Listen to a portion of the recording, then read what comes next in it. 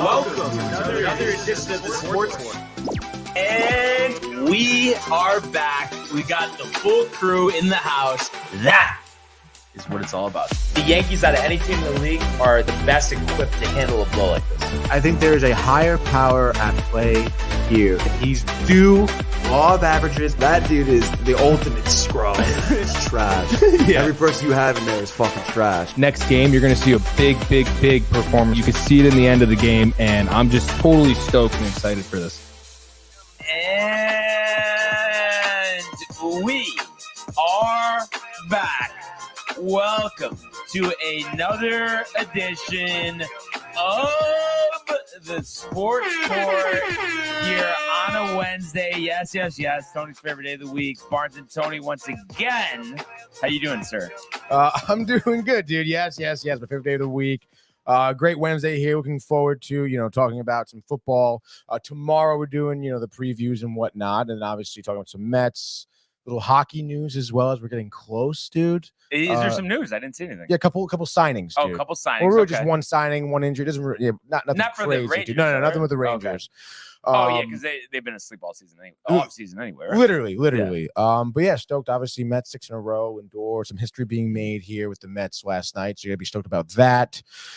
And yeah, gonna be a good day. Game and quarter later. So I feel like I want to. Oh, by the way, what's on tap for that? Game and corner. Oh, we're doing Nintendo Switch, dude. Going back to the roots here. Cart, dude. Couple special Tennis? guests coming on Soccer. as well. What do we got for guests? Yeah, no, kind of tough, dude. Maybe a little Smash Bros. Super Smash Bros. The guests, it's fan fave. Who do we have for guests? You have to tune in, find out. Are they first time guests or are they repeat guests? First time guests, and Really? you wouldn't even know. Like, you couldn't even guess who the guests are. Do I know them? Not really. No. I think you've okay. met them. Okay, so I'm asking questions. They've been on the Dream is Free before. Okay, but it was a while ago or no? Probably 2 years ago now. Oh, okay, Yeah. Gotcha. But honestly, Tony, I know this sounds a little ridiculous, almost as ridiculous as continuing to put Clay Holmes out there in the ninth. But I feel like I want to just give myself a pat on the back. I was just telling you this before. As much pain, especially watching that game last night. Caused me, and definitely was a little tough getting to sleep, and then just waking up this morning. It's like, here we go again. Like, you never know when it's gonna be up. It's like, can't listen to anything other than PGA Tour radio, or like it's like or half the time it's like I'm still playing high school football and it's silent bus ride. I mean, literally. Oh my gosh! I would not touch the ESPN radio dial with a 10-foot pole after a game like last night, especially with two Mets hosts. Are you kidding me? And after the Mets win on top of it, no way.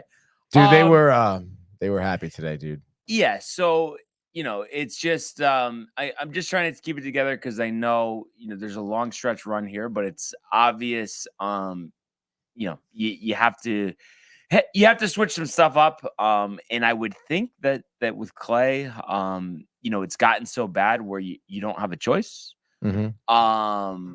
But it's just like, and especially too, we talked about that second game of the series. Mm-hmm. Here we go again, a 3-run lead, bottom of the 8th, and just the bullpen in general. Short of Tim Hill and I guess Tommy Kahnle, even though he has let up a couple of runs recently. Who can you count on? I mean, it's it's the thing that's tough too is I feel like I kind of thought like a lot more needed to be done with the bullpen to begin with. Because I know you remember me talking about this, but like beginning of the year, how I felt, we've gotten too comfortable with like just like reclamation projects, you know what I mean? And it's like, I mean, you want to have a good bullpen. I mean, you need somebody on the back end like Mason Miller or Tanner Scott. You know what I mean? Somebody like that. Even Michael Kopech at the deadline, that would have been great. Even Chad Green would have been a lot better than what we have. Yeah, I mean, they were talking a lot about other guys. I mean, even like smaller guys like Fairbanks, Jack Flaherty, right. Guys you could put in that bullpen and be useful. Like they just did not get for whatever reason, if it was just the market or whatever. I think I feel like they were talking about how sometimes the market at the deadline, the Yankees talk about how the market sometimes just isn't the market you need or whatever. So I don't know. I don't But know, man. and it sucks because I feel like I can't count on the front office, and of course, who's at the front of it more than Cashman. Uh, but to do the right thing moving forward. But it's like whenever we go out and acquire top talent, it usually works. I mean, look at Soto, look at Jazz, stuff like that. So it's like you would think like this would be like kind of like the end of the rope here where it's like, okay, I Right. guess certain things like it can't always be a bargain. Like sometimes you have to just go for it and just acquire premier talent. And I mean, Mark Leiter has been as bad as Clay Holmes, since we got him, and that was like our big acquisition. So I guess the thing here is I will definitely feel a lot better next save opportunity, whether that's tonight, whether that's in Chicago, that we don't see Holmes trotting out there. I mean, 11 blown saves. It's just really bad. And I struggle to think that any other team would continue to put him out there. And you talk about analytics and spin rates, but there's no analytic that's going to tell you that 11 blown saves is okay. And you think about if you didn't blow half of those saves, you're telling me you have like a 4 or 5 game lead in the division. So it's like it's turned into Chapman. So we can't continue with that. What was that, his 11th? Yeah, 11. I mean, that's insane. That is insane, dude. Like actually, like almost certifiably. Yeah. So like I would think that there's going to be a change there, and I was talking to Matt and Josh B before the show. I mean, I think Canely makes sense. Because I like what Weaver's done this year, but he's given up home runs recently, and he's been even a little spotty. I just feel like Canely with that changeup, is pretty good. So I hope we give him a shot. And I think Canely in the 9th, and then honestly Cousins in the 8th, and like Clay like 6th or 7th. Honestly, like let's far remove him. I mean, there's nothing. That's it. I mean, how many more? I mean, 11. That's a lot of chances to give somebody. Yeah. I mean, some would say even 10 would probably be too or many. 7. I don't know. 7 would seem like a lot right now. 7 honestly. would seem like a lot, dude. How many does Diaz have? 5, 5 6? or 6? Yeah. Which probably to you is feels a like lot. too much. Yeah, right. So imagine if that was double, dude. Double B. So yeah, and it's like what did Boone say after the press conference game? Because I didn't catch anything. Neither did I, because it's just one of those things, Tony. It's like how I am. I live and die with every game. Right. So I can't I can't listen to the radio the next day. I literally, as soon as that ball cleared the fence, I turned off the TV. You can't go on Twitter. Wait, go up. Sweats. What does it say? Boone swats closure question after Holmes. 7 hours ago. And it's 11, Josh B, by the way. It is 11. Yeah. Home, right? Field, sinkers, and for loss, whatever. Okay, we got Holmes is blown major league high, 11 saves and 40 chances. Aaron Boone did not voice his usual support after the game when asked whether he would consider changing closers. I'm not going to answer that question right now. When we're raw and emotional, Boone said we'll talk it through and do what we think is the best thing, he says. Yeah. So I mean, that I think is telling right there. He didn't do it's not there. Support. Yeah. And I think when we got to a certain didn't throw very well. Rigetti, since 87. I mean, that's 37 years ago. Yeah. Jesus, they've had a closer have that many blown saves, obviously all the years of Mo. I think it's telling that he said that. So like I said, I think it just gotten so embarrassing that they're gonna throw somebody else out there. And I think Canely makes sense. He had 18 straight appearances without letting a run. I know he allowed 3 on Sunday. He did have 1 come around yesterday, but I think it was like a dribbler or an error that the guy got on. It might have been an error. I think it was an error on LeMahieu. Yes, on LeMahieu. Yes. So I mean, I think it's just so obvious that they don't have a choice, even though they don't like doing dramatic things. It's just too obvious. I thought I saw it was 11 going in. Yeah. Either way, he sucks. LOL.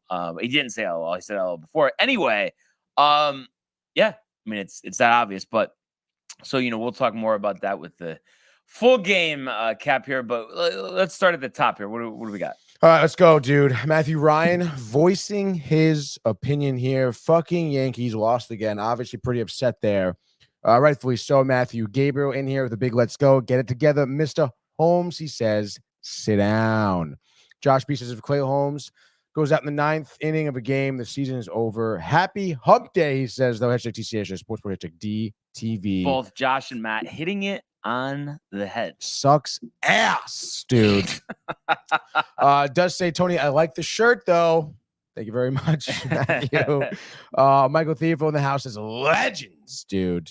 Michael. Jimmy Buckta, Clay Holmes has to go. 100%, James. Josh B wondering where Matthew Ryan's loud mouth is now. It also says, B might not blame you, but you're a part of it also. No, absolutely not. Come on, Josh. It's like I was texting you before. I mean, I think I said, I mean, at the end of the day, I mean, it's Clay's fault. You have a competent closer. You have a competent bullpen too, not just Clay. Cousins struggled as well, and then Hill had to clean up the mess. But also, I mean, it's Boone and Cashman. I mean, once you got to like 7, 8 blown saves, and it's like we still have 5, 6 weeks in the season left. Why was that not enough? And I know recently you had a good stretch, but it's like, how many times do you need to see it? I mean, we all lived through the Chapman years. This is the same thing because you know what it starts with? It starts with the command. Why did he give up that grand slam? Because he kept falling behind in the count, walked 2 guys. Sure, he had the one guy get on the dribbler, or it wasn't even a dribbler, which is a hit. Anyway, and then he fell behind in the count again, was lucky enough to have a chance to get the guy out. And then he has to throw a strike after he fouled a couple off, and then it's gone. So I don't know how you could have a closer who can't consistently find the strike zone. Yeah, no, I mean, geez, dude, I think he had 25 pitches, right? What was like 15 of them were balls or something like that? Or 12 were balls? Probably. And it's like, it really is so bad, Tony. I mean, I don't know if you've ever felt like this before. I mean, like I said, besides Chapman and, I've been watching the Yankees all my life. That's the only other time I felt like this. But it's to the point where I don't care who it is. I don't care if it's the 27th man from AAA for the game. I would feel more comfortable like with anybody else pitching other than Clay Holmes. Because it just feels like I felt it in my mind. Even after he got that first out yesterday, I was like, we're going to have to sweat this out. And but then you want to have that like optimistic side. Okay, but we'll stick through it. And then it just progressed. Hit, walk, behind in the count. Like I said, what computer is going to say that that's the right thing to do? No computer is going to say. Who's going to say? Lonnie, though, who's in the house here. Lonnie. He says, guys, good morning. Clay Holmes is trash. Good morning. Face says it all. The good morning, dude. All he's done is Clay do too. Tony Great One Doors on fire. That's damn right, dude. The Mets are hot. And he says, like the shirt, hashtag the company. Thank you very much, Lonnie. And he says, Holmes doesn't pitch the ball anymore. He aims it. I've seen enough of him in person and on TV this year. His confidence is absolutely clipped. Yeah. So, I mean, it's like you have other guys. You've given Clay a leash. I mean, it's like, what are we talking about? But I guess, based on what Boone said and just how embarrassing this is, right? Do you think that it's a pretty much like a given that next time there's a save opportunity, it's not going to be Clay Holmes? It can't be. There's no way. Yeah. Like, it can't be, dude. Yeah. There's absolutely no way. And like you said, the way Boone, like lack of confidence or I guess reassurance anyway, I think that does tell all, dude. There's no way that you can't, dude. Can't. Yeah. And I just hope too that this is really, a learning lesson. And I don't know. I guess you would have the best perspective, not being a fan, of the team, but do you agree with everything that we all say all the time about just like the moves that Cashman makes and sure, there's some good stuff like Jazz, like Soto. But it's almost like it's just too far and in between where, he, at the end of the day, he's probably costing us more than anybody. Yeah, dude. It's tough. No, I do agree. I definitely do. And I feel like for him, it's like those little moves he makes or doesn't make there. just adding a couple pieces in the bullpen, just to relieve some pressure or even get guys better rest or have just a more variety of options. A deeper bullpen would have been huge.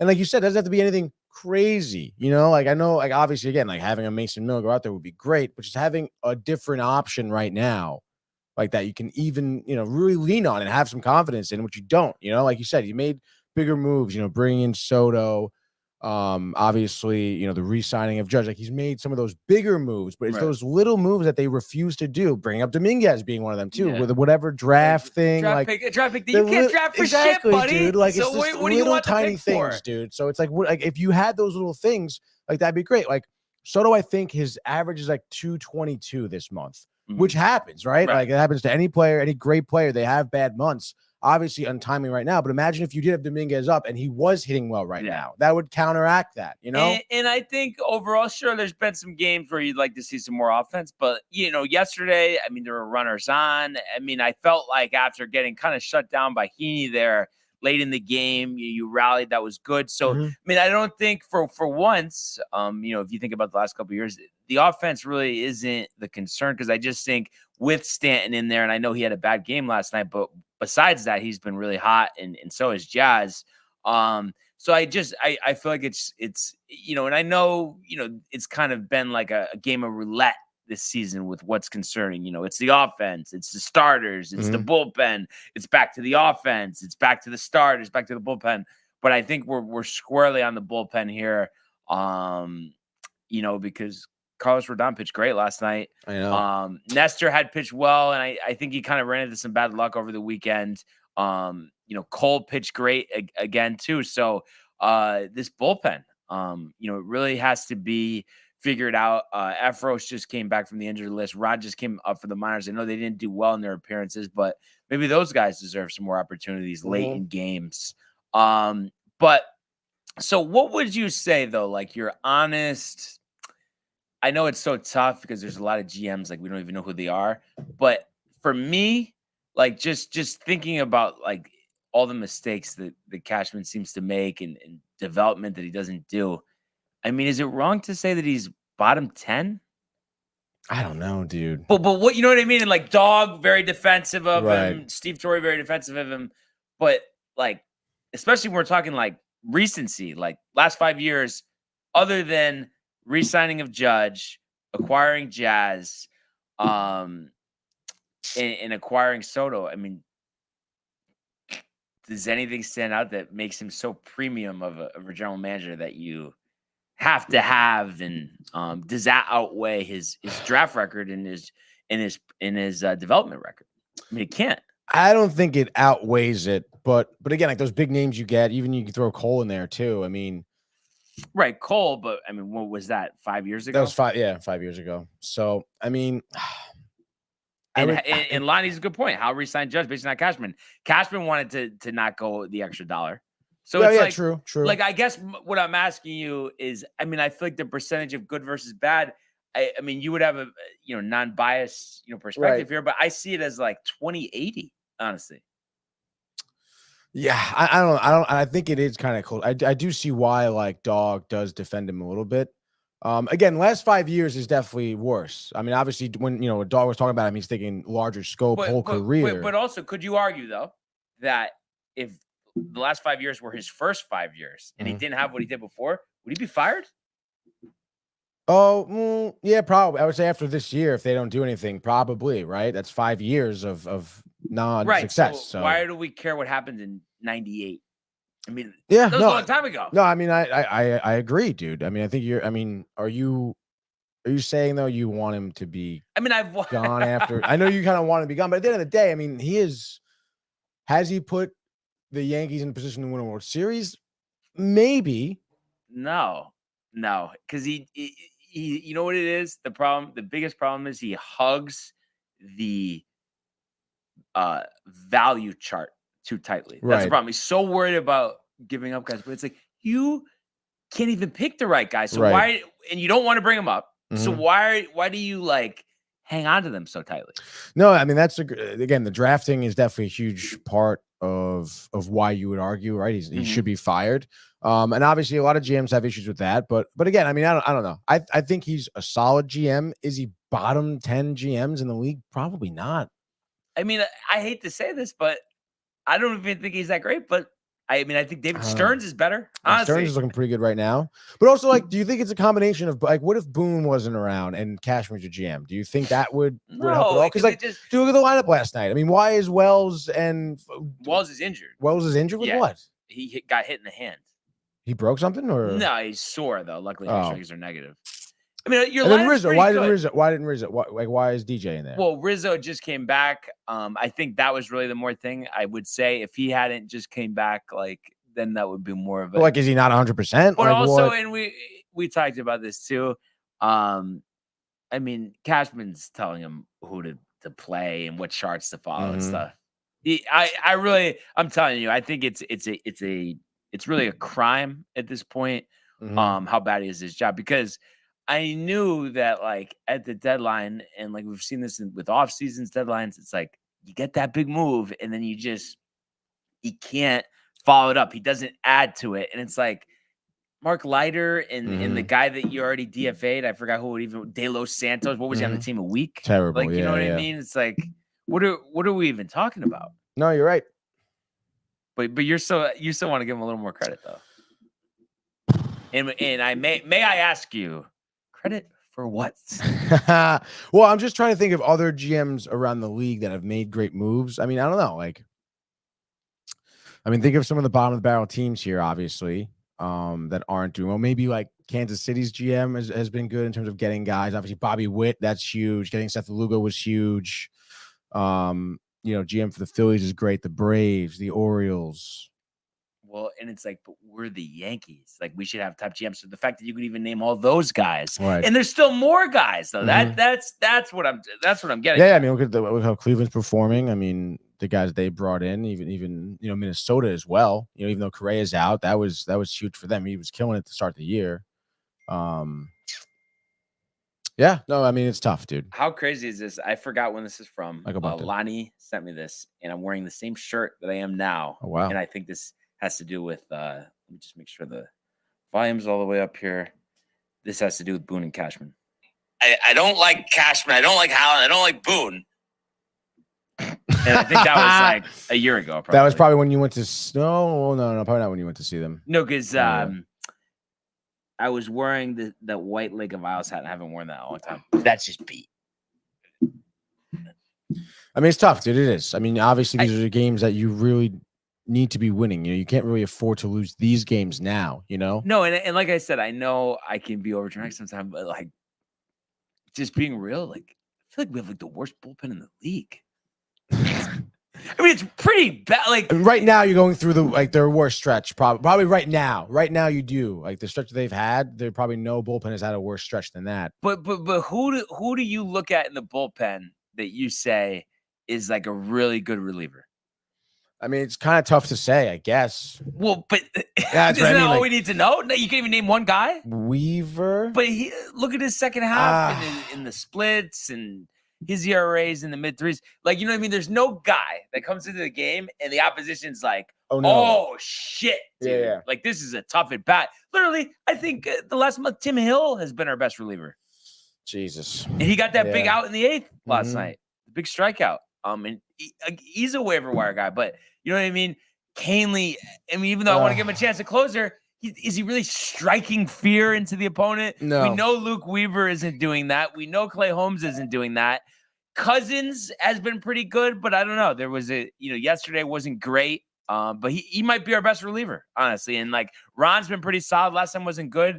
He probably deserves more of a shot, but it's like, we just used to have such a dominant bullpen, and now I just feel like we have such trash. I do feel like Ron gets some more reps in there. Like he's going to be good, dude. That was his second outing in like a little while. The other night, a couple months, whatever. But it's like we got to figure this out right now. No, but like literally right now. Like the Orioles are playing the White Sox, right now. Yeah, and so now they're up a half game. Can't be losing these games here. Yeah. And it's like, do I want to be optimistic for tonight? I guess I will be. But it's like you have Evaldi. I feel like for some reason these guys that were so bad with us, like Heaney last night, hard to think he's gonna get like hammered. Like maybe we claw 2 through 6 off of him, but it's like we gotta have like a good we need Stroman to go 6 or 7 again, and we need the bullpen to actually get outs. And a lot of guys pitched last night, so Ron and Efros. If we have a save opportunity, I mean, Clay's pitched back-to-back days, and like I said, I mean, there's no reason he should get a save opportunity anyway. But I mean, you've used a lot of guys. I mean, I guess Cousins could go again. Hill could certainly go again. I'm trying to think the game before if we didn't really use anybody that right because Hill so 2 days in a row, but Weaver and maybe Canely goes again too. So, but you just we got to get this night. We can't have a committee in the playoffs. And it's hard not to think too. And I know then it takes away from your rotation, but you have too many starters right now. It's like, Hill, I guess, is starting Friday, but it's like, I mean, would that not be like the best thing you could do just because there's your guy that's like an uncomfortable at bat? Exactly. What are you looking at over here, huh? Oh, wow. I don't even know. My connection's not private, dude. But if it were you, what would you do at closer?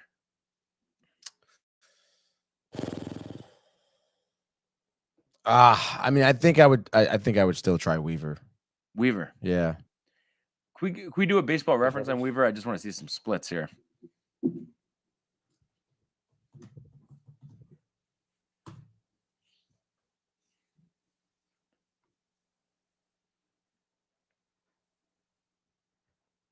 Or do by month?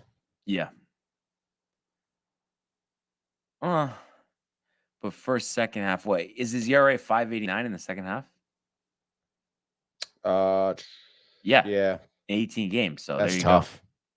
But it's weird how, you know what I mean? You look at the months, but I guess he was just so good before that. I guess so. And it still doesn't make complete sense. But either way, that's why it's like I don't feel comfortable. How many home runs? You want Canely? But go how many home runs, dude? I know Canely's been good because he just had 13, 16 or 18 straight. Oh, no, 10 home runs. Okay. But yeah, Canely's been good because he just had like I think it was 16 straight appearances without allowing a run. So yeah. So that's why you would say he deserves it. And then Lonnie says Canely will blow it too, probably. I mean, I'd rather give, at least I would feel better that we're giving somebody a shot. And that's just from, over the weekend and stuff. But you look at that, I mean, those are two pretty good months there. So. Like you're kidding? Yeah, August. I guess it has to start with tonight because you've had trouble winning series, taking rubber games. So got to do that. And Chicago has played well recently too. So I don't think that's going to be easy. You're off tomorrow, but just win the freaking game tonight. And hopefully your bullpen does a job. And it's just a lot of hope, a lot of if. It's unfortunate that that's what we're left with. But that's what we are. And just like I said, hopefully we get a pecking order down and just really some more defined roles in the bullpen. Michael saying, Barnes, love your shirt, brother. So Michael with the fashion compliment. There we go, baby. Appreciate it, man. Finally, dude. Right? You Michael, think it was? You think that was the kind of like, say, listen, not only Tony gets compliments. So you wanted to make sure that it was known. Oh yeah, I have some good apparel. Michael hates when I get compliments too. Yeah, because I mean, it's a little ridiculous. I guess it happens so often. I guess. Yeah, right. Such a big celebrity. But anyhow, let's officially go to the worlds of Major League Baseball.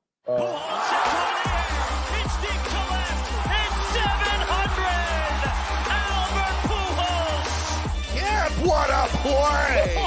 Stop it, Skip! And Alonso cracks one of the Mets win the ball game! Out of sight! And it works at 100 miles an hour. 14 strikeout. Too deep to left field. There it goes! See ya! And Michael keeping on with the compliments, saying looking trim. So appreciate that. And I would say not as trim as I would like, but golf season ending before we know it. Gym season about to begin. We're There getting we go, back baby. in the kitchen, Tony. Wow. Okay. Dude, I swear to God, I would say making dinner since April, probably haven't done it more than 5 times. That's kind of crazy. Yeah. And you're slaving over the stove 6 nights a week, I feel like. Yeah, I try to do the meal prep stuff, Meal get it prep. all done. But I'm sort of saying, deal. but like you're eating stuff that you made, right? Yeah. Like most of the time. Yeah, I guess so. Recently, I would say last month has been pretty bad. With the eating out. Yeah. Okay. And then where does it get in the meal prep? Like what day in where you're just like, oh my God, like I really just don't want this. It kind of varies. Sometimes it's like day one. Where I'm like, oh my God. The dude. chopped like, meat. You're over the chopped meat at this I point. just got a fucking no? pie, dude. Yeah, a little bit, dude. A little bit for sure. But it's fine. It's fine. It's fine, dude. It's fine. I'm fine, over dude. it, but it's fine. It's fine. Gotta do it. Whatever, dude. I don't even fucking doesn't matter. But yeah, sometimes it could be any day, dude. You never know. Sometimes I'm like earning for it though. Yeah. Those are Very good true. days. Very true. So I know we already talked about the Yankees a lot already, so I won't go too long. And I know Tony's getting a chuckle inside, but really, because I mean that's the main talking points. We'll talk about the rest of the game. And yes, it was great to see Rodon have that type of performance, a career high in terms of his Yankee career, 11 strikeouts last night. So that is great. 6 innings as well, and only allowing 1 hit. So he literally could not be any more dominant. And that's Rodon. You're going to need to see down the stretch here. The Yankees are paying him to be their number 2 pitcher. That might have been his best start ever as a Yankee. I mean, obviously the strikeouts are the highest, but to only allow 1 hit and 2 walks, I mean, that's pretty good over 6 innings. Like I said, unfortunately, the bullpen very shaky. If you combine all the numbers here, I mean, we're talking about 3 innings, or 2. Actually, no, 2 1/3 innings, 5 hits, 6 runs, and 3 walks, and only striking out 3. So that's just not going to get it done. Like I said, Hill still confident in Cousins. I mean, Canley's run was unearned. Mm-hmm. So it's really Clay. I mean, it's just so trash. It's just not even funny. In terms of the Rangers, with Heaney, I mean, he really shut the Yankees down. Went 5 innings, 3 hits, 1 walk, 8 strikeouts. Interestingly enough, they pull him because he hits Soto to lead off the 6th, and he was barking at the ump about a strike call. So they took him out right away. And then the bullpen, over the next 2 innings, gives up 4 runs. And that gave the Yankees a lead, a 4-run lead. But unfortunately, the Rangers chipped away. But if you look at the full synopsis here, Young had the homer first there in the 4th to make it 1-0 Texas. Yankees don't score till the 7th on a Trevino ground out after you had a double steal, or I guess technically it wasn't a steal because there was a balk, but the runners were going. But Chisholm and Volpe move up, and then they score on the ground out. And then Verdugo also had a bloop single, so that made it 2-1 going to the 8th. Volpe with a 2-out single made it 4-1, and Jazz could have went home on that for whatever reason. Didn't. Mm-hmm. So that was another run they could have had. But Jazz, I mean, we've talked about it, has been unbelievable. You're hitting well over 300, OPS over 1,000 with the Yankees. Perfect with stolen bases. Volpe now too with the stolen base last night has 26 for the season. So he will set a career high this year. But then in the 8th, the Rangers, get 2 back on a Young single and a low sack fly. Tim Hill gets that strikeout, to end the bottom of the 8th. But then, we talked about it. Clay, gets a ground out to start, the bottom of the 9th inning. So you thought, all right, maybe things will be all right. But then, after that, you get a single by Kelly. And then Tavares pinch run, steals second. You walk Smith, you walk Simeon. So 2 walks after letting up a single with 1 out. I mean, it's like, if you're a closer, you can't do that. And then you fall behind to Langford and you give up a grand slam on a cookie. Big blow because you have to get the ball over the plate. And the Yankees lose 7-4. So that was one of the toughest defeats of the season. But I guess if you want to talk about a silver lining, Tony, I hope that this is the last time that Clay closes a game this year. I mean, how like we said, how could he continue in his role at this point? Do you think there'll ever be a point where you have any confidence in him closing a game? Like if he does, maybe whatever, even go down in the pecking order, but does get looks at setting up people 7th inning, whatever. I mean, really, it's like one of those things we talked about it when the Mets, failed to do it with Diaz. Like this should be at least 5 appearances where in games where you're losing, I would say honestly. Like let's not even take a chance. We're in a tight race here. You can't be messing around. So I would love to see that, and hopefully the Yankees have the restraint to do that, and hopefully Canely or whoever else is given the save opportunities. Hopefully they come through, and then everything will be put to rest because that's what happened originally with Chapman. He struggled. Clay got the opportunity and was so lights out, and it's a shame that he's a shell of that Clay that we had a few years ago. That's so right. Hopefully the next guy steps up. And hopefully Stroman, coming off that 7-inning performance last outing, does something similar. And Evaldi has pitched well against the Yankees before. Hopefully, we take him to town. He's had a good season, but we have to get the job done tonight. That's it, because the Orioles will probably win again. So we probably still won't be in first place, even if we win tonight. But it's one game at a time, and then it's on to Chicago. So let's get the fucking win. I don't think there's really anything else to say. I feel like I'm leaving the podium now as the head coach of a football team. That's it. I mean, you look like it, dude. Yep, that's it. It's bang on the table. Michael said looking trim, right? I mean, usually the football coach is kind of like jacked right at the podium saying, yep, we're going to do better. That's it. Morning. I'm Aaron Boone. But yeah, that's it. And honestly, I mean, but I think I'm dealing with it pretty well, Tony, honestly. Not to toot my own horn here, but right or no? I mean, you're definitely not like the sky is falling or anything. So yeah, I would say you're doing with it really well, because I feel like our lineup is really good. And Garrett Cole has really turned the corner after a rough start. Oh, definitely. Rodon is up and down, but I talked about this with I think Mark last time we went to the game, how even though he is very inconsistent and he makes you pull out your hair sometimes, I just like the idea that going into a game, there is a chance you're going to get a start like last night. And that not many guys can deliver that type of performance. Yeah, I mean, you have that often, Yeah. So you have that. And then, I think the 3 and 4 spots are up for grabs. But if I had to, kind of give a prediction now, they're talking about maybe Nestor in the pen, which I don't know. That's interesting. I mean, he's pitched decent in the postseason before. You got Heel coming back, right? So Heel coming back, but I almost you want Heel in the pen? I feel like I don't know if I'm just because I like the velocity, and then I'm worried he's going to be Severino in the playoffs, and I'm all for it next year, but I just think for this year, he also will save our pen, and then we don't have to worry because you know what I mean. What are we going to have him start, and then he's going 3-4 innings in the playoffs? Like I just feel like Stroman, or Schmidt.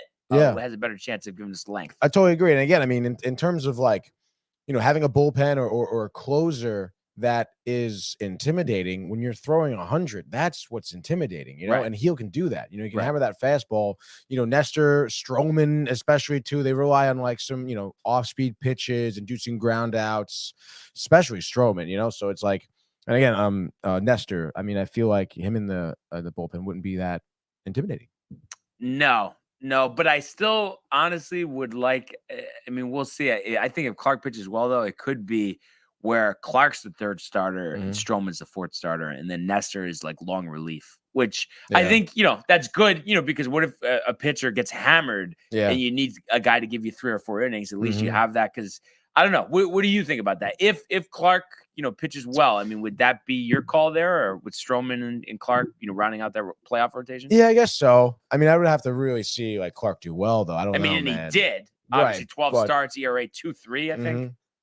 But I mean, you want to have your confidence in him, Again, speaking of someone who can come up and have a good start, eat up in innings, like he needs to do that. Yeah. So we'll see. Obviously we got a little time, but let's figure this stuff out. Let's brush it up. And Clay Holmes, sayonara, middle relief, mop up duty. That's it. All right. So I mean, I guess the Mets did have won 6 in a row. Braves did win, so no ground game, but nothing lost. Nothing lost, but nothing gains. Flash in the pan continues. So what else did you have to say? Oh my goodness! All right, so huge game. Brian said it 6 in a row here, and just like Rodon having a career year, so did Peterson. And believe it or not, yesterday was Peterson's 29th birthday, dude. There you go. So yeah, 29 years young. exactly, dude. Tremendous start here for him. Obviously, against Cutter Crawford, we talked about him, how he can have success, but also, can blow up at some points. But he definitely had some success last night. I got to say, the first 3 innings here, it seemed like both pitchers were competing for best fastball because that's what they were all throwing that. They were inducing a lot of strikeouts. I think Peterson, through his first 3 innings, had like 5, 6 strikeouts. Mm-hmm. Final line ended with 11, 6 innings pitched, 6 hits, 1 earned run, only 1 walk as well. Efficient, 89 pitch count there. Career high. Also, I think the most strikeouts for a pitcher on his birthday or some, funny stat like that. But regardless, again, like I said, Crawford was doing well too. His final line was something similar to that: 2 earned runs, 2 walks, 8 Ks, but 6 innings, 1 hit, just like Peterson here. And you want to look at the play-by-play here. As I mentioned, both pitchers going at each other seemingly, but it was Francisco Lindor who struck first in the bottom of the 3rd for the Mets here, with McNeil being walked as the second batter that inning. Lindor up, ropes one here. It was a cutter that was a little high, but didn't cut enough. And Lindor roped that one for his 30th home run of the season. And Lindor, speaking of making history here, he's one of now 3 shortstops in MLB history with 30 plus home runs in 5 or more seasons. This being his second as a Met to have 30 or more home runs. I believe last year he had 31 home runs. A-Rod, Ernie Banks being the only other 2 MLB players to ever do that. So congrats to him for that. Also putting the Mets up 2-0. And as I said, so often here, we've seen the Mets score early, ended up winning, or in Mets games, whoever scores first ends up winning is what I should say. Top of the 5th here, Peterson does get into a little bit of a jam. Yoshida reaches on an infield single to third. Jansen does ground out straight to Peterson. Yoshida moves up to second. Rafaela strikes out swinging. Great there. Sogard ropes a single. Yoshida scores. Sogard's on first. Then Ref Snyder here singles as well. So you have runners first and second with Duran up and 2 outs. Goes after him. 4-seamer. High rising fastball. Gets Duran to swing on it. I believe it was a foul into Alvarez's glove. Out just like that. Getting the Mets out of a jam. At that point, it was 1-run game too. So it was tight. Peterson fucking like right after the strikeout, he was hyped up for sure. Getting the Mets out of that inning. That was great. Another huge jam too in the 7th as well. Actually, that was never mind. That was I think. Oh no, that was no, that was Buteau pitching. Never mind. Forget that, dude. Buteau comes in and kind of sucks actually a little bit. Started with some control. Does give up a run, I believe. I'm thinking the 8th inning. I'm kind of lost here. It doesn't matter. Bottom of the 7th here. Vientos 22nd home run. This was an absolute bomb.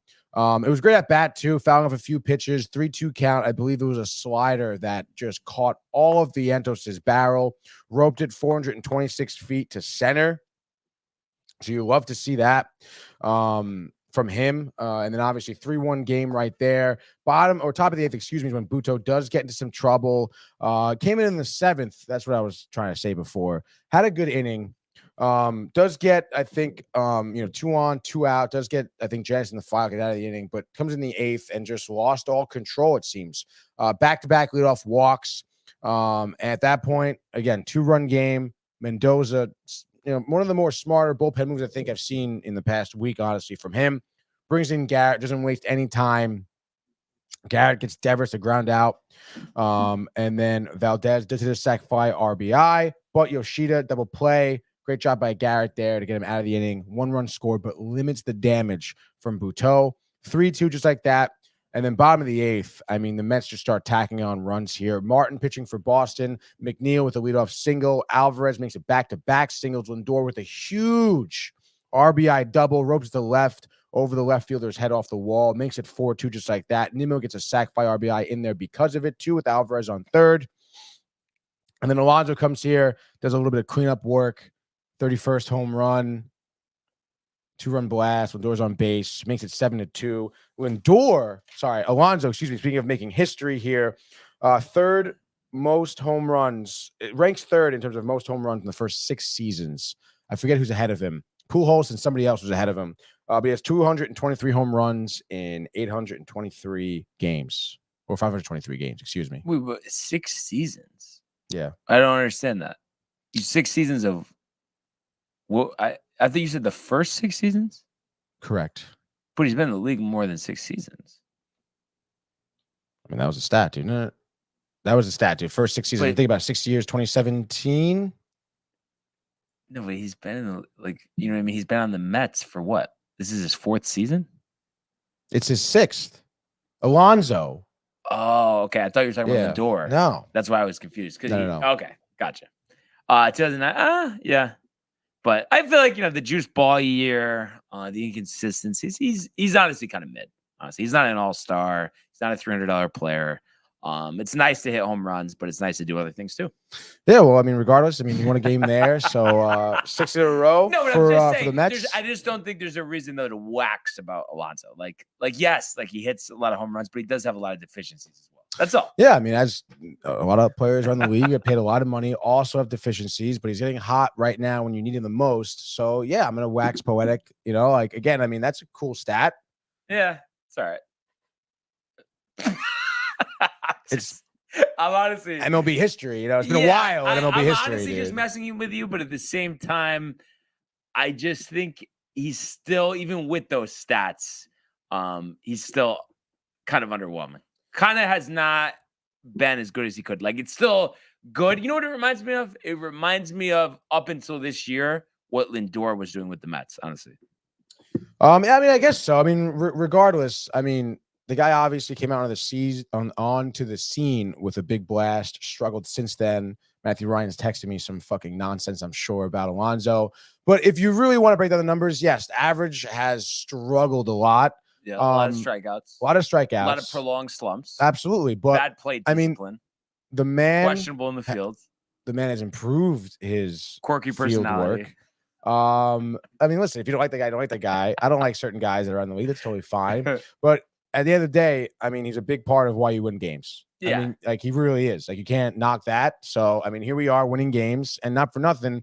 Yes, Lindor was great. I mean, he was part, obviously a huge part, getting him started off with the scoring, the double and everything. But it was kind of Alonso who, like, a 2-run blast kind of really solidified that win. Yeah. So, but I really, to continue the Lindor parallel, like it reminds me of like the great and good conversation again before the season. That's what it kind of reminds me of. I mean, he's great though. Like, you can't. Like Alonso, Lindor? no, but I'm saying Alonso isn't. That's what I'm saying. He's great. Good. Yeah, I guess you could maybe more argue that. I would say Lindor is better. And sure. I'm kind of interested. You go first. What do you think he deserves in terms of a contract? And keep in mind, we know how free agency is. I mean, overpay. No, but just years wise. Yeah. I mean, he's gonna be asking for, because is he 30? I think he's 29 still. Okay, he's gonna be asking for 9 or 10 years. Yeah, he is gonna be asking for 10 years probably. And you're the GM. What would be your threshold? I would really not want to pay him more than like 30 million a year. But even that, see, like, to me, it's like, I just feel like he's not a $300 player. I know that's the market. I don't think. I feel like you're getting value. Again, I think you will be getting value considering. You got to consider the market, Brian. I mean, at the end of the day, there's worse players that are getting paid that much. Who? Anthony Rendon. That's off the top of my dome. Well, I mean, Anthony Rendon. What, you asked who, Brian? Okay, no, but I just think he would never take it. But I think, especially for 10 years, I feel like 250 is really what he's. I think that's a little bit of a low ball. But I'm saying what he's really worth, not like president 275. But even that's fine. But he's not a $300 million player, and it's like, it's interesting though what Stearns is going to do there. I think it's going to be huge what he does there. But regardless, I mean, they've been, seems like he's been making some good moves now here. So yeah, but Static I think pitched well yesterday. He's tight with his wallet though. I do think so. But you know what, dude? I forget whatever deal with Verlander. Yep. He didn't meet the innings pitched like threshold, so I think the Mets are clear for 17 million. I think next year off his or something like that. They don't owe him any money next year, or something like that. Or they don't owe him 17 million. But wouldn't it? But wouldn't it be the opposite? Because like the Astros would pay more if he pitched so many innings. Usually that's how like the clause would work. Not, you know what I mean? The Mets wouldn't have to pay because he SNY reported it like that. So, I mean, I don't know, but they're talking about these Lindor Yeah, 6-year yeah. stats. I mean, come on. which is a stat that's factual. I don't know. And it's Alonso 6 years, by the way. Catch him on the comments here. Oh my God, dude. Really? All right, Matthew Ryan's in the house. Let's go back. No, it's all wow. Oh. Tony, stop talking about the Mets. No one wants to hear it. Damn it. Yankees lose. And then we don't talk about baseball. What Matthew Ryan, Alonso's mid, he's saying, he just says what you say. Kind of sucks mid. Tony Alonso's not a starter, which is actually ridiculous. Especially when like there's certain other players starting at first base. Matthew Ryan Alonso's not even good. He's average at best. Like the Yankees would be dying to have him at first base. I don't think so. Dying right now. I don't think so. Who played first base for you last night? No, but I'm just saying we wouldn't want Alonso though, just because of the contract, to be honest. If it was a league if he was minimum, hitting 31 home runs for you right now, you'd be pretty happy. if he was making what DJ LeMay was making, yeah, sure. What is he making, by the way? 15. But That's an Alonso's going to overpay. make 30. That's an overpay. Right, but I'm saying I would rather overpay 15 than overpay 30. Yeah, but like DJ LeMay should be getting no money, so you're already overpay. Like it's But that still ridiculous. has nothing to do with Alonso, though. At the end. That's another first baseman around the league, so someone to compare it Yeah, to. but not really, because he's not a starter. He's not. He's not. Right in the pines. And then Josh says, "Bro, give it up." And then Matthew Ryan says, "Fuck the Mets, dude." I'm honestly not gonna say much because it's wait till October, and then I can say a few things, dude. Yeah. But I guess it really starts with tonight, right? Go for the sweep. Oh yeah, going for the Back-to-back sweep. sweeps? Obviously, 7 in a row. McGill. Miguel up. I know, big Tough odd spot. spot. But what I say yesterday, I want to win game 2, and then game 3 we're playing with house money here. Love to see that. Let up spot. What Maybe. Could be a let up spot. could be a let up spot.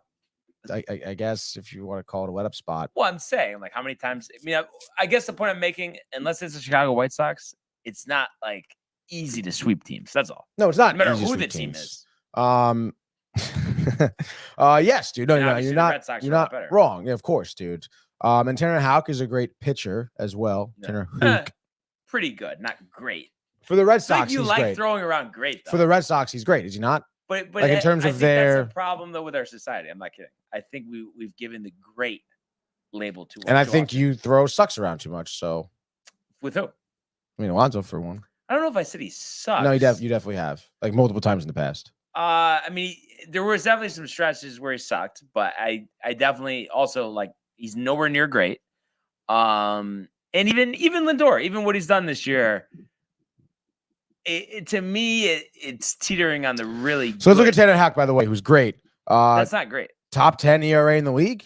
Yeah, but like you know what I mean? It's like I don't know. It just Like, what do you reminds me mean? Like that's of all top these 10 people ERA in the getting league. in the Hall of 8 and 9. Fame. The Red Sox suck, so you can't look at the record. Strikeouts. I mean, it doesn't really like people don't get strikeouts as much as Well, nowadays. but- Like he's but- got a top but 10 Tony, ERA in the league. Great would be 250 strikeouts and a 250 ERA. Like this is very No, that would good. be like phenomenal, actually. No, great is great. Like you're an all-time great. You know what I mean? It's like there isn't like thousands of greats. Like it's like a limited amount of Yeah, people. but like, see, like great is different than all-time great, by the way. But right now for the league, No, that that's how is ranking top 10 in a stat top not 10. Like I'm great? Top saying 10. but when I think of great, like in the major leagues, I don't even know if there's 10 great players. Honestly, like if we're like, and we could go pitchers and hitters separately. I don't. So I'm saying, so guys, 9th in ERA, he's not great.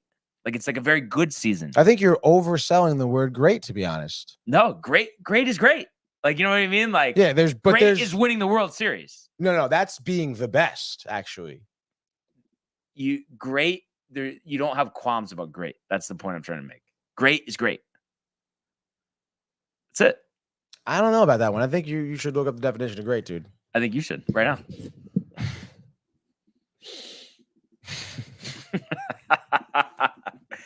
Patrick Mahomes is great, but Baker Mayfield isn't. Considerably above the normal or average.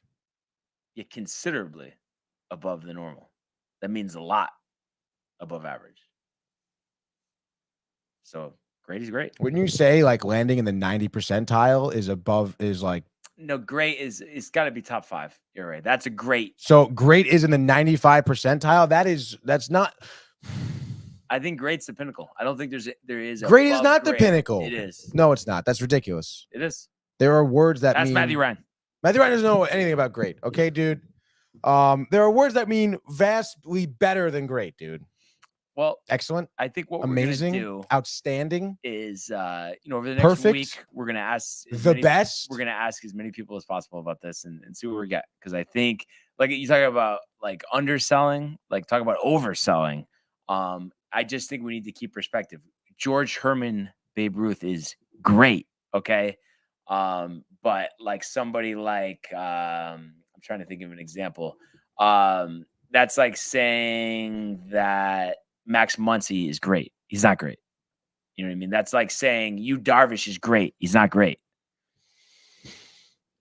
I still don't get David Peterson is not you're great. talking about Babe Ruth, like one of the greatest all times. Yeah, great. Of all time, But dude. great. Of all time. That's so different. Great. All time great Juan is different Soto than is great. great. All time different. All time great, different than great. Aaron Judge is great. Then- Garrett Cole is great. Okay. But like that's like saying at this point in his career, Justin Verlander is great. No, he's not. He's not great.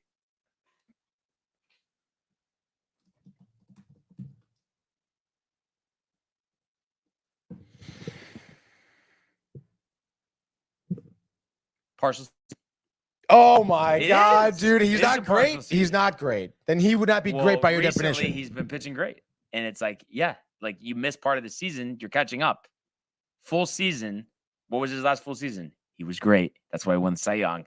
And That's way better all- than great to win the that's Cy where I Young. leave it. That's the best. Like, You were the best. You were the best. We're gonna get. You were the best to be the one. We're gonna like, have a lot of. that is the point of Cy Young. You're not a great pitcher to win the Cy Young. You're the best pitcher to win the No, Cy Young. no, Yes. I've never heard one person say that. Honestly, What is that? I mean, What is that? What do you that mean is- you never that heard is one what it person? You never heard someone say, "Oh, he's the best pitcher in the NL. He won the Cy Young." no, That's what it's the just award is for. You've had a misconception I think you have. of great for a while because it started I with think you have. Lindor last year. Like there was never a reason to call him great. Top 10 All-Star, No, it's top 10 like MVP conversation, he's 31 home earned it. runs. That is great, dude. He's earned it this year, but you jumped the gun last year. He did not earn it. He was nowhere near. And not to great. mention, like, he is great. Like, that was my whole argument. He's a great player. And he is. He is. He's done we're gonna- something only two other players have done or two other shortstops have done in the entire history of the league. We're gonna talk to some people about this, and I wish I mean, but could we get someone else besides Matthew Ryan to speak of this? I think people don't want to hurt your feelings, honestly. I mean, why aren't they agreeing with you? Because they don't want to hurt your Matthew feelings. Ryan, Lindor is good. See, there's someone who's not. worried I still about think feelings. you should not be happy about It- that. You're sitting on this island with Matthew. No, but I mean, nobody's coming to your defense. I mean, come on. That's fine. I mean, I think Ryan hurts you actually over here, dude. I don't know about that. His credibility is not good. Tiger Woods is great. Okay. Tiger Woods is one of the best But golfers Bubba of all time. Watson is not great. It doesn't matter that he won 2 Masters. It's not great. Okay. I mean, first of all, you're comparing different sports now. It's ridiculous. But again, like Tiger Easy. Woods, greatest golfer of all time. Greatest. Right. But Like there's a that group word, of, like there's a group of greatest. greats. Arnold Palmer is great. Jack Nicklaus is great. Ben Okay. Hogan was great. You know what I mean? But it's like it's not this long list, Tony. Like I feel like that's what you know what I mean. That's like saying, "Oh, Xander's great." No, he's not great yet. Like he had a great season, but he's not great yet. He has more work to do. Sure, dude. Angel Cabrera, 2-time major champion. Not great. Had some great achievements, but it doesn't mean that he's great. There's a difference. We'll talk to some people about it. I mean, you're saying the same thing over and over again. I don't know what you want me to say. It's not great. What you're saying, honestly, it's not. Like you think great means the best of all time is what you're No, saying. one of the best Okay. in the league, whether we're talking about a season or if we're talking about all time. But it's like you don't have to be number one. But I'm saying the list can't be too long. It needs to be top 5. is what Matthew you're Ryan, saying. perfect example here. Tom Brady is great. As much as I hate saying that, it's true. Ben Roethlisberger is good. That's a very good comparison. Ben Roethlisberger was not great. Phillip Rivers was not great. And honestly, I know a lot of Giants fans will argue this. Eli Manning was not great. He had 2 great runs in the postseason. But see, you guys are all the guys that you're naming are the greatest. Eli Manning is one of the greatest. No. he's Like not. Tom Brady is the greatest. Tiger Right. Woods is the greatest. Babe Ruth is the greatest. But Joe Montana isn't the greatest, but he was great. Okay. Patrick Mahomes is already great. Like it's like there's all I'm saying is there's a difference. And we Patrick just Mahomes is can't- one of the greatest quarterbacks in the league right now. He is actually the greatest quarterback in the league right now. right, but I'm Like that's saying- not just great. Like Dak Prescott is a great quarterback. No. Yes, he is, That's dude. where, but that's where you just, you know what I mean? The list gets too big and it's like it waters down the meeting. That's what I'm saying. There's people that are You great, there gotta are people expand that are your horizons, dude. Like Yeah. there's higher thresholds than great though. Like way higher thresholds. not. And there's higher requirements to be great than what you're saying. Maybe for you, but not to the layman. No. Like I said, we'll ask some people. We'll talk about it. You haven't gotten anyone else on your side. But no one, you can't just assign them to your side. I mean, there's 41 people in here. But no one's saying Tony's right. No one said I'm wrong. But nobody's saying I'm wrong either. I am. And I'm saying you're wrong. So that's a tie. And then Matthew Ryan breaks the tie. So there you go. So yeah. So if anybody wants to weigh in on that, would love to hear it. Before we get to the frenzy though, I know you said okay, it's McGill Houck for the Mets, Yankees. Right. Top 10 ERA in the league. Tanner Houck, watch out. Yankees. It's a great stat, dude. With Evaldi and Stroman. So big game. Gotta take care of business. Let's go. And it is time for a full-on abbreviated baseball frenzy. That is right, people. Let's go. Hump Day huge here, September 4th. September's going quick, baby, especially with all this great baseball going on. We said it. We talked about it. Houck McGill, the great matchup here for the Mets and the Red Sox. Obviously, we said too, Mets going 7 in a row, looking for the sweep. Very hard to do here. Over-run will be 8.5. Mets are not favored because of Tyler McGill, who's not great. 3-5, posting a 4.82 ERA. Which is great. It's not great, actually. No, come on. Let it go. But Pete Alonso, who is great, got his 31st You don't even home think run he's great. last night, dude. Obviously, I mean, look at these last two games here. Red Sox lineup has been struggling against Mets pitchers. Duran hasn't really done much. Devers not much. So, you know, it's going to be interesting to see who they can look to. But again, you know, McGill, you would imagine we give up four runs tonight. I would anticipate. So Mets, thankfully, have scored at least 4 runs in the first 2 games here. So I think they have a chance here. It's going to come back to their bullpen, I believe. Definitely going to see a Diaz sighting, I believe, in the 9th. It's going to be tight. Give me Alvarez here. Let's go Alvarez, bottom of the 9th. Solo, walk off. Mets win 5-4. Let's go, baby. Alvarez, wow. He's Really due. He's has due. been DOA Yeah. after hitting that walk-off. So silent. So silent. Let's get another one for him.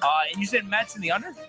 5-4. So that would be Oh. Mets and the over. Okay, Mets in the over. All right. And I am going to go with the Yankees and the over as well. You know, obviously a brutal loss last night, but time to move on, get past it. And, you know, I think LeMay will be out of the lineup. And, you know, Rizzo should be back in there. Not sure about Wells, but Trevino was doing a good job with the framing last night. Ump was terrible, by the way, but it helped out the Yankees a lot.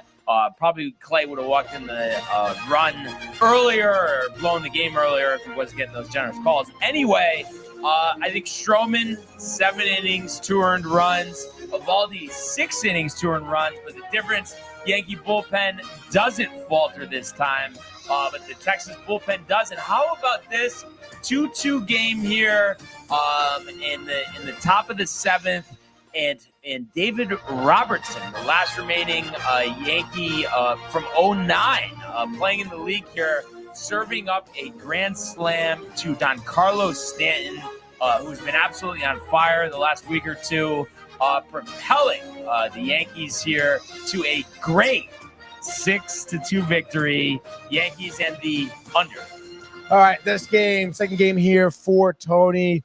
Where are we going? A lot of great pitching matchups here. A lot of teams in some tight spots that need some wins. Like the Royals. The Royals could use a few wins here. I think they quieted off the last week. 75 and 65 now at this point. Playing the Guardians here. 80 wins for the Guardians this year. This game here, 7:40 p.m. FS1. Ben Lively on the mound against Lugo, who's having a great year. 14-8, 3.12 ERA here. Only 15 home runs given up, which is great. Lively a little bit more there with 22 home runs and less innings pitched as well, which is why I think you're going to see Jose Ramirez, Stephen Kwan, these guys silent. And you'll see Bobby Witt, who is working on a great year as well. 340 batting average. That's great, dude. One of the greatest of the league, actually. 30 home runs too, so great job there. 97 ribbies in the year. He's going to be a huge benefactor, I think, in tonight's game. Royals here trying to avoid the sweep, over under 8.5. I say give me the under. Both pitchers are solid. So I say Royals win maybe 5-3. So just in the under there. Royals in the under. All right, Royals in the under. They have been really struggling after a hot stretch and tying the division. Wow, in a live comment, Yanni saying Tony lost the great competition. Yeah, he's not biased or anything. He's not biased at all, dude. I have a hard time thinking you could find somebody who's going to say Dak is great. But anyway. I can think of someone. Who? Stephen A. Produces the DNR show. Anyhow, I don't even know if he would say that, to be honest. Really? You want to bet? Call in tomorrow. Have Lonnie do it. He's got the connection. I'm going to just take the Orioles. I had a shot in the dark there, and they lost 9-0 the White Sox yesterday, so fuck the White Sox. They're not winning. Orioles winning doesn't help, but let's be realistic here. That's probably what's going to happen, and the pitching matchup will go to it, but does it really matter? Cannon, 2-9, 4-7 versus Albert Suarez, 7-4, 3-1-4. And Renee, actually, this is very rare, but we just have to take a quick question for you. Would you say the word great only applies to a very small percentage, no matter what you're talking about? No, because I'm someone who says that's awesome to everything. But awesome isn't great. Awesome is better than great. If you just put it in a percentile. Awesome is not better than great is what percentile of like. I use the word great a lot. But if someone's like to say, like, if I was to, like, you're great at being a sports host. But then you're saying other people are not. Right, but that's what I'm saying. There's not some huge list of people that are great. Not huge. I wouldn't say I wouldn't say it's like that's top word. I don't reserve it for like the best of the best. Yeah, but then again, I mean, does this apply though? Because you and Tony, a lot of time together over the years, similar thought processes. Oh my gosh! I appreciate the kind words there, Renee.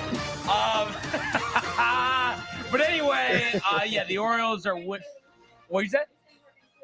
A little bit, yeah. But Michael, I know, will give it to me straight. If he's listening, I wouldn't mind hearing from him. He's on in the that. building, believe it or not. I mean, have him jar in.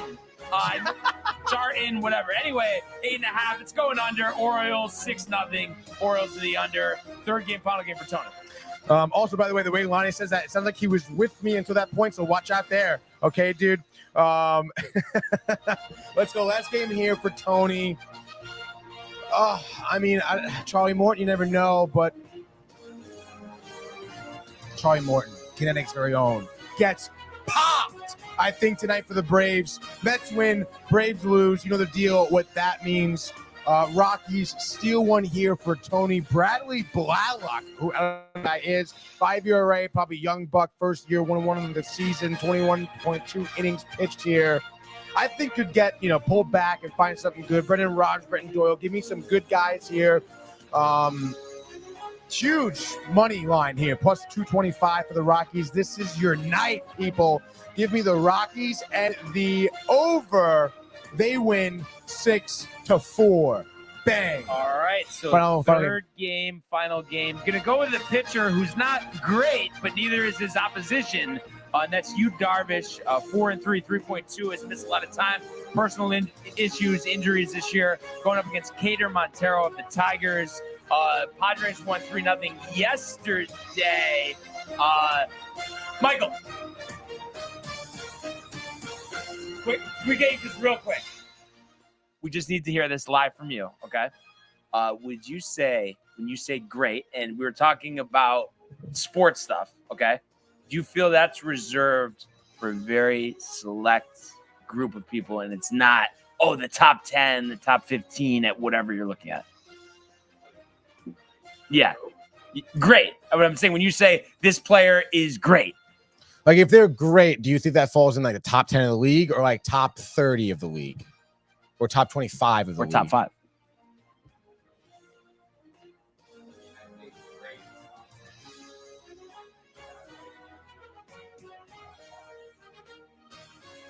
Houck's not in the top 10 though. Top 10 ERA. What are Yeah, we talking about? That's a but great he's stat. not the That's top- great. But he's not a top That 10 is pitcher. great. But he's not a top 10 pitcher. You're looking at a stat, not the overall body I'm of work. looking at his stat. Yeah, it's top 10 in the league. That's great. You think, though, he's a top 10 starter in the league. No, I didn't say that. So then how could he be great? He just said top 10 in the league. He did. And Houck is not. It's one stat. His ERA is top 10 in the league. That's great. That is great. That stat is great. His ERA is not great. him as a pitcher. But That's his the ERA point. is great. That's what I said. No, that's some deflection there. No, you're deflecting. Michael You're confirming deflecting, it, and and you're I am splitting hairs. confirming You're that splitting the hairs. Padres will once again win over the Tigers with the under 5-0 Padres. And just like that, that is your baseball frenzy, which I would say, and I think you would agree, Tony, was indeed great. Yes. Yes, I can agree with that. Oh man, I'm really excited to continue the interviewing with great. But I have to say, I think I have a slight lead right now. So I don't think so, dude. I got Matthew Ryan. I think it's and- up for interpretation. But it's like you. All I'm saying is like with like just you can't just look at one stat, no matter what sport we're talking about, and then that just makes the player great. It doesn't. It's just like, oh yeah, they're the top 10 in the ERA. But doesn't mean, and it's like I feel like I but, know like, we you broke too, down. You No, no, don't no, no, think Tanner no. Houck is great. I know you don't. No. But You like, would I not literally, describe I Tanner Houck literally, as great. I literally look. There are way better pitchers than him. Okay, like, So, way better. So why would you say he's great? Because his ERA, which is probably the most important stat for me to look at, is great. But you Like, I feel wins like and you losses just don't said, really though, that matter. You don't think he's great. And I'm not saying that wins or losses matter, but I just know there's easily 10 pitchers better than him, and there's probably 15 to 20. Yeah, but that's not it's not pitcher by pitcher though. His ERA, there could be 10 more pitchers with his ERA. But it's you top could 10 in the say league. when you compare That it to ERA the is rest great. of the league, That ERA is great. His ERA looks great, but that doesn't mean that he's great. He's not.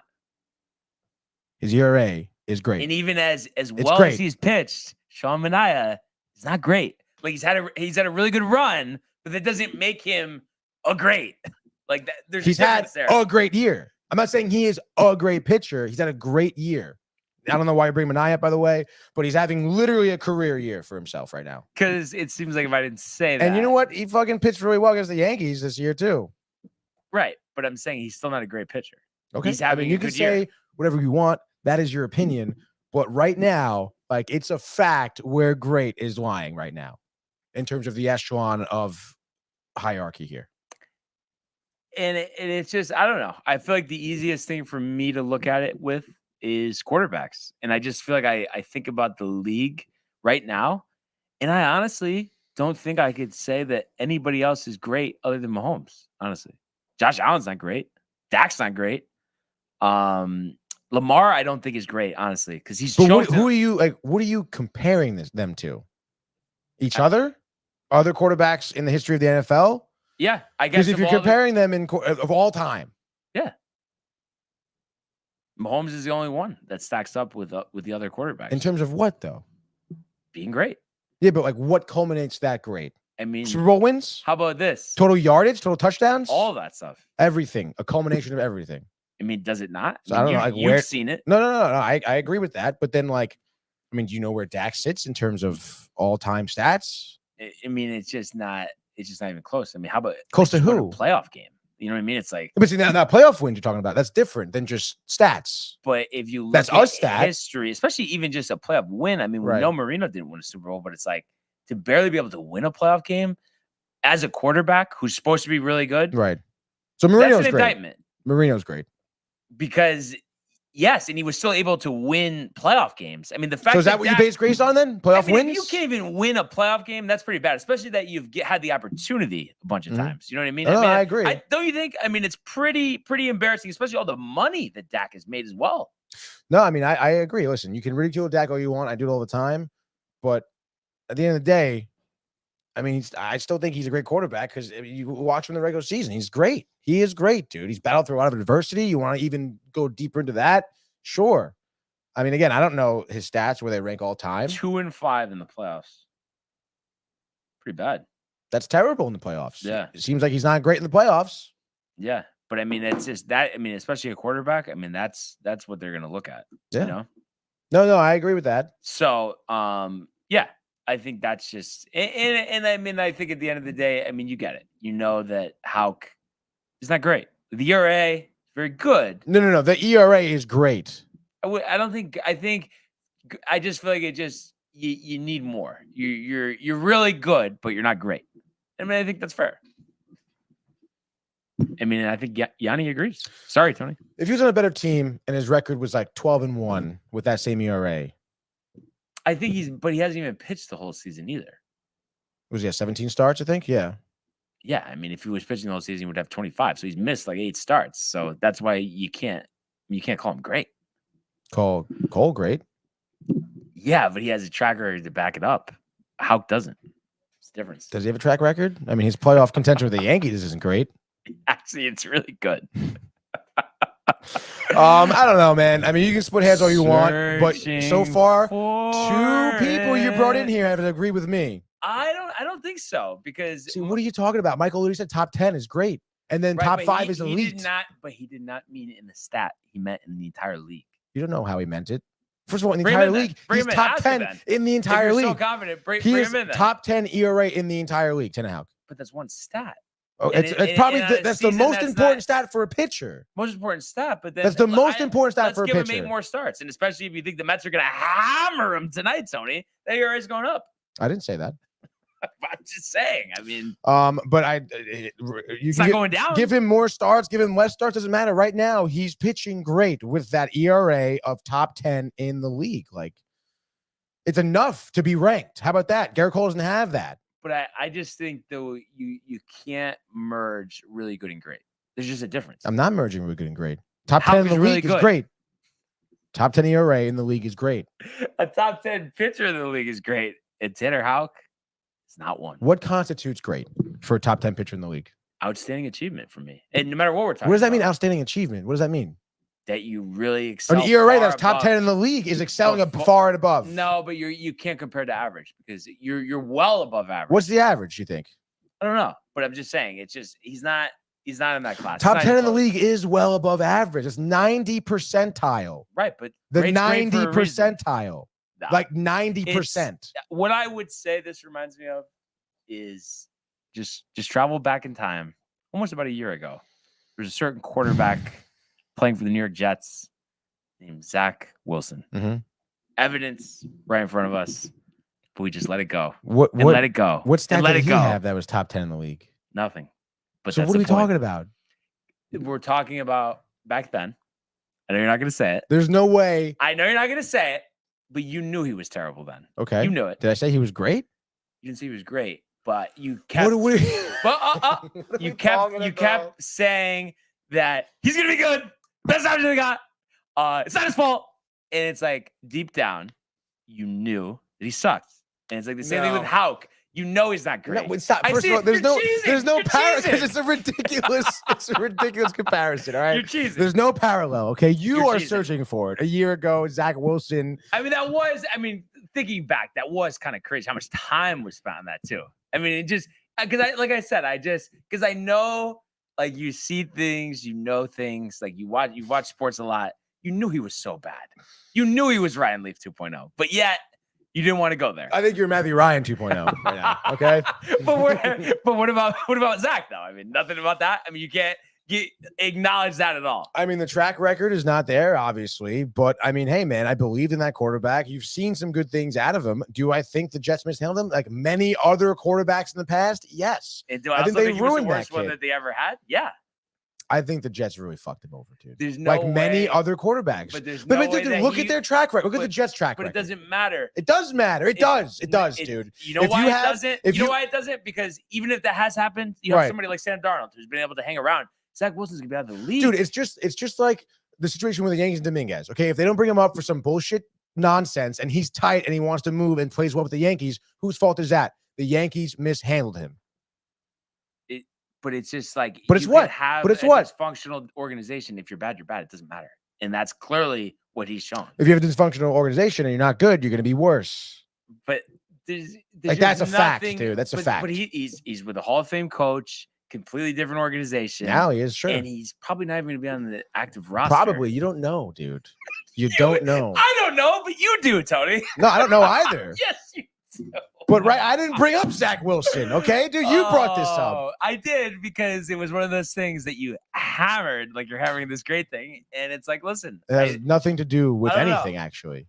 It kind of does, though. No, it doesn't. Because I know it has nothing to do. But you even really basically said it. You said the stats great, Alex not great. So that's what I'm saying. So I don't know what, like, you know what I mean? There's no confusion here. And it's just like, No. I think we just can't extend great You didn't say to you too said, many people, because then you said top 10 pitcher. You said top 10 pitcher. We're lowering our standards. Which he's not a top 10 pitcher. So then how could he be great? Because I can name 10 other pitchers that I want, which is fine. But so I'm saying, so hence, it's not great. But his ERA does make him great. Like it does. Like, I don't understand. Like that stat makes him great. Because the two don't go together. They do go together. No, they don't, because someone can have good numbers, but deep down they're not great. And then it's the opposite. Someone can have really bad numbers, and you don't think that they're that bad. It's like the two aren't just hand in hand. For the most part, I mean, what do you mean? He's pitching great right now. Like, he is a great pitcher right now. I just think it's too loose. Like, I'm not talking about MLB history, greatest pitcher. He's a great pitcher right now in the league for what we're looking at. And he's the best pitcher for the Red Sox. I think what it would be, I think what you would understand more, because you have very high standards for it, is apply your food standards to players, and then you would understand. And then there would be certain restaurants that you're saying, like, oh, it's great. But it's like, deep down, it's not great. Like, there's only so many restaurants, so many dishes that are great. And I know you know that. And that's, I think, the best thing that would be understanding. If I had a dish that was top 10, like that I've had this year, that's a great dish. But I'm trying to think, like, even though a lot of people would argue this, me, myself, I think a perfect example is, like, that's like you saying Pepe's is great for you. And it's like, that that's not great.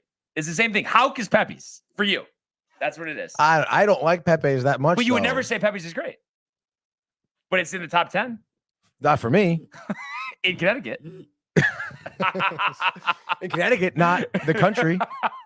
But I'm saying, I think with the food, like, all I would say is, I think that you should have the same standards for your food that you have for players. It's the same thing. I guess so. Because I think with food, right, like, you're not saying something's great unless it actually is great. That's the point I'm just trying to make. Like, you're don't you think, though, you hold, but like, food is like an opinion. Right, but I'm saying you have very high standards for food, do you not? Yeah.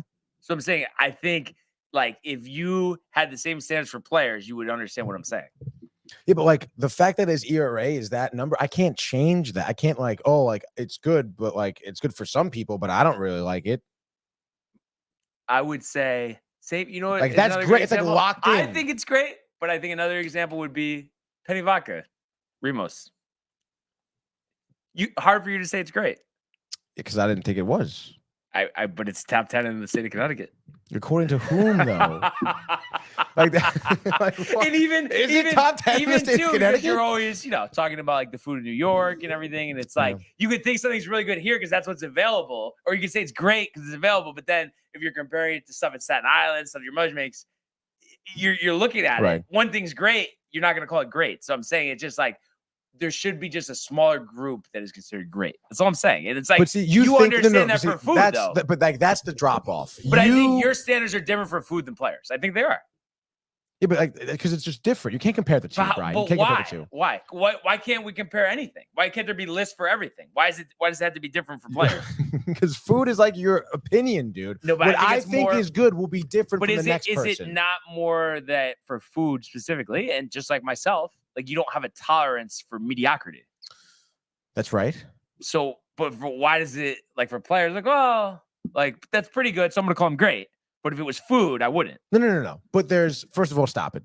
Tanner Houck, first of all, isn't mediocre to begin with. Tanner Houck, though, for you, in all seriousness, is the Remos Penny Vodka. And for some reason, one's great and one's not. Here. One's great, one's not great. Penny Vodka, dude. Because I think I'm saying it to me, knowing you, it feels like that's the thing that you hold to the highest regard. So that's what I'm saying. That's how I hold players, athletes, teams. Same thing. And you know what's another example? We're talking about great. Let's be real. There's no great team in the majors this year. And the playoffs will change that because one team will end up winning the whole thing. But right now, no one has the track record. So it's the same thing with Hauk and the same thing with the team. There's no great team in the league right now. There isn't. No one's even going to win 100 games. When was the last time that happened? 10 plus years ago? Probably.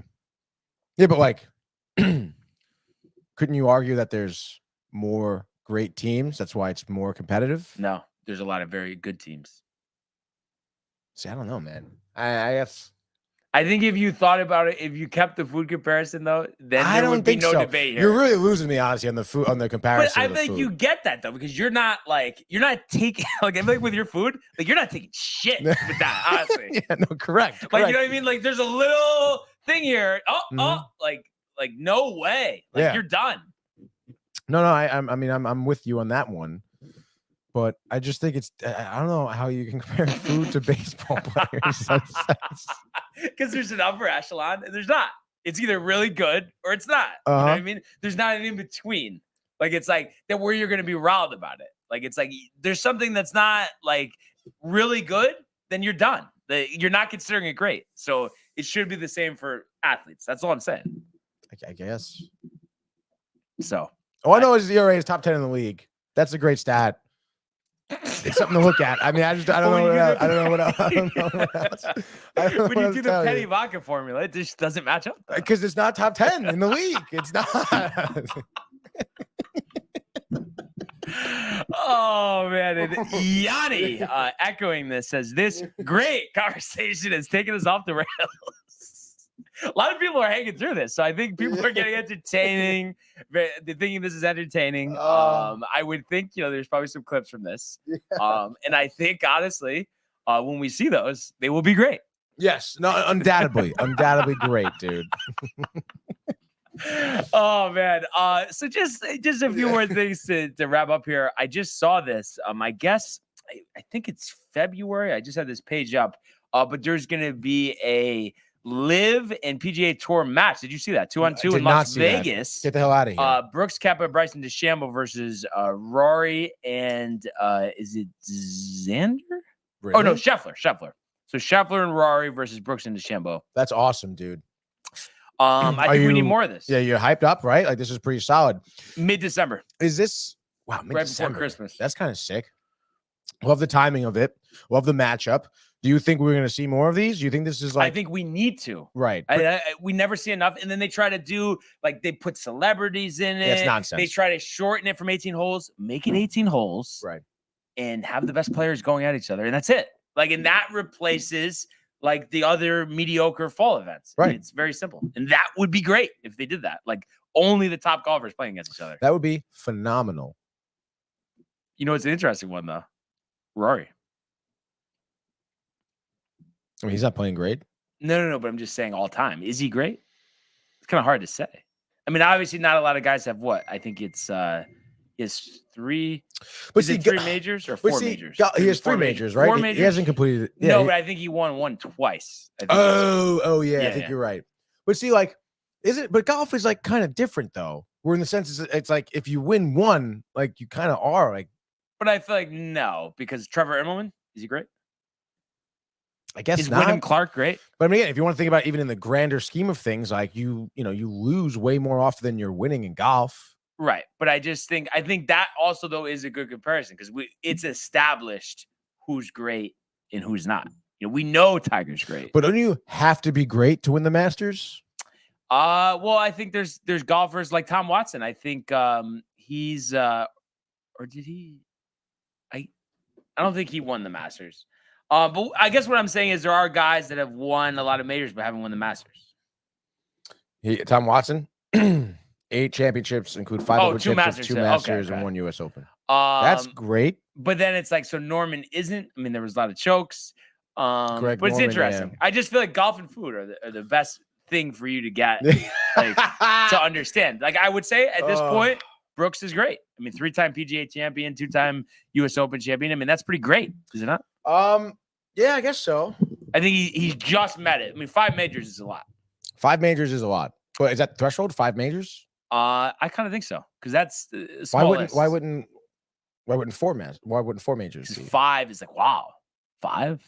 But You like, know what I mean? 5 titles as a starting quarterback, same thing. 5 championships, NBA, MLB. but like, what if you had 5 U.S. Opens and then blew it at the match? Like, is that? I think though, it's all opinion on the majors. I think a major is a major. So if you never win a major, but you're the winning most golfer outside of majors, something like great. I think that's going to be held against you in terms of the conversation of all-time greats. It is all-time greats. Yeah, but are you just a great golfer? I think very good. I think to be great, you have to win a major, and I think you would agree too. So now, if you're winning most outside of majors, but then you win 1 major, are you the greatest of all time now? No, but obviously not the greatest of all time. But you could say, okay, well, you've stood the test against the best golfers in the game, won, so therefore that makes you one of the greats. But you have to do that first. That's right. That's right. But yeah, I think it would help golf grow these conversations. Let's get everybody mic'd up the whole time, and let's have some serious cash on the line too. Oh yeah, dude. Do they have a purse announced or anything? Or it doesn't it doesn't say. So be interesting to see as that gets closer. But I thought that was a great announcement by the tour in all seriousness, because you got 4 major stars going head to head. I mean, for golf, that's what it needs. Yeah, and I feel like with the whole Live PGA merger that I haven't heard anything about that in like a while. It said, they're still trying, but who knows how hard they're trying. I don't even know what that means. Like they're trying. Yeah, it's bullshit. Basically. It is bullshit, dude. And then I guess the only other thing was, besides that, we're going to do our NFL divisional previews tomorrow. So everybody keep an eye out for that. That's right. I think there's going to be some great talk there as well. But what happened in hockey? Biggest news out of hockey, Leon Draisaitl just got signed back with the Oilers. I did see that. 8 years, 112, which makes him the highest paid, I almost said golfer, NHL player in the league. Oh, really? Yeah. And that's who was in second, or who is in Gotta second? be McDavid. Yeah. Okay. But then does Carlson still have a big contract? Yeah. He's got like 1 or 2 years left on that.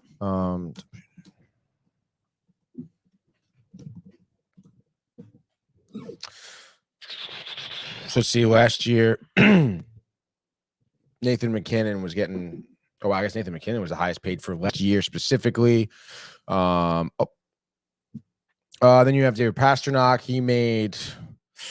Isn't it? Oh, but cap hit and compensation. I know, kind of different. Which I guess, like, how's your compensation different from? Dude, this seems like one of those lists that's just like not true. All right, hold on. Right? Let's go to Sport Track. Yeah, Sport Track is always good. Reliable. Would you say it's great?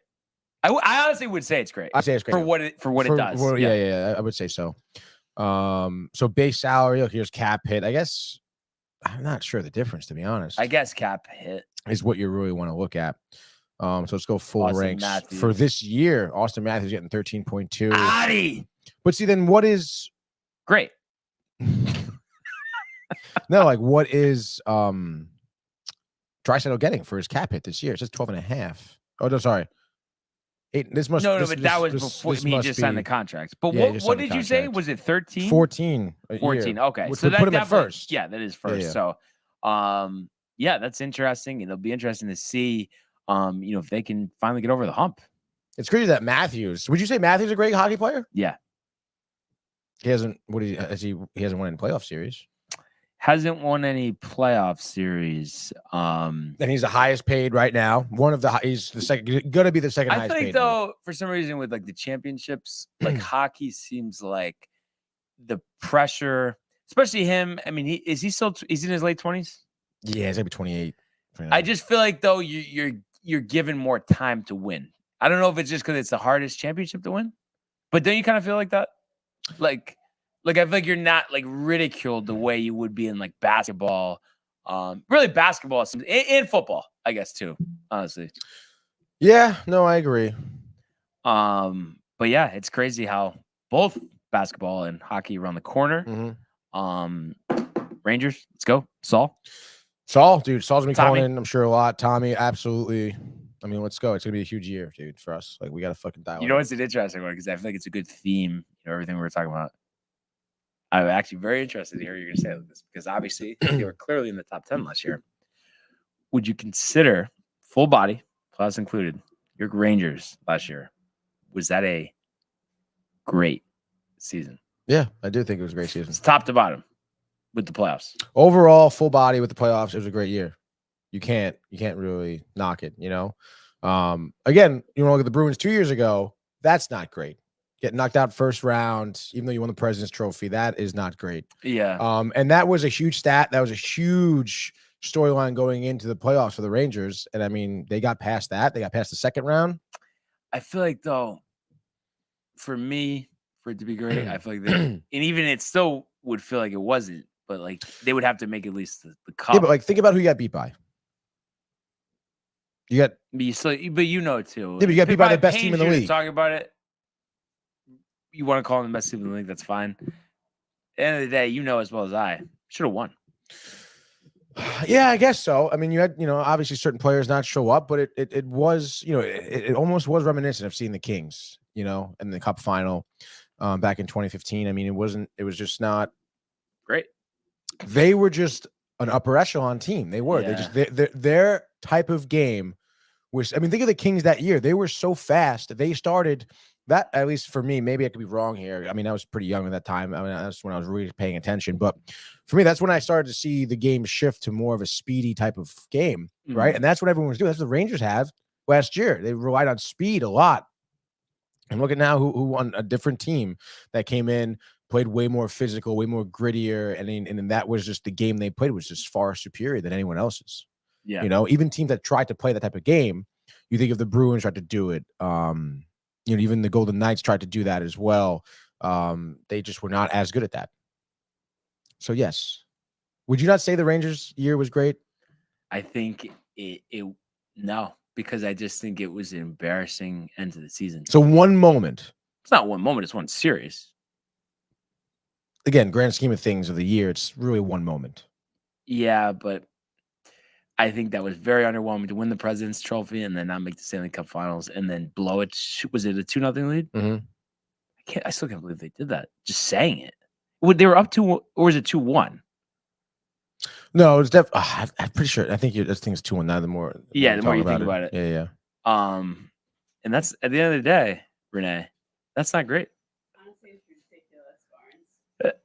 You know, I really count on you to back me up, Renee, and I had to say I was very disappointed by your response. Oh, I'm just messing with you, honestly. But it wasn't great, to be honest. Oh man. But Tony, wrapping up here. Obviously, in all seriousness, it really was a great show. Yeah, but we can say that, we can agree. But I would say I don't think the Rangers offseason was great. The offseason not great. I hope this season is, but I have to say, to close out here, confidence level going into the season 1 to 10, go. In terms of winning the cup, Yeah, 8.7 out of 10. 6.5. Oh, yeah, that's not in it. That's not great. Yeah, that is not great. Exactly. So a lot of time, but just hope that this is the year. We've been waiting too long. And let's go. But definitely pumped for tomorrow as well. Those divisional previews are always very fun. Good thing we didn't do it today. We'd be here for 3 hours. Oh, 5 hours. My God. But once again, we'd like to thank everybody for tuning in today and continuing to comment, like, and subscribe. All of the archives on the YouTube page, Tony Bagel, Renee, and Jane. Costume the merch at .tv.com. Want everybody to enjoy the day, enjoy the games. Let's go, Yankees. Fuck Clay Holmes. And we will see you mañana. Hey guys, Tony here from Downtime TV checking in. I want to thank all our fans out there who's been liking, subscribing, sharing our content. You guys are the best. You guys are our bloodline. You make us love what we do. Thanks again.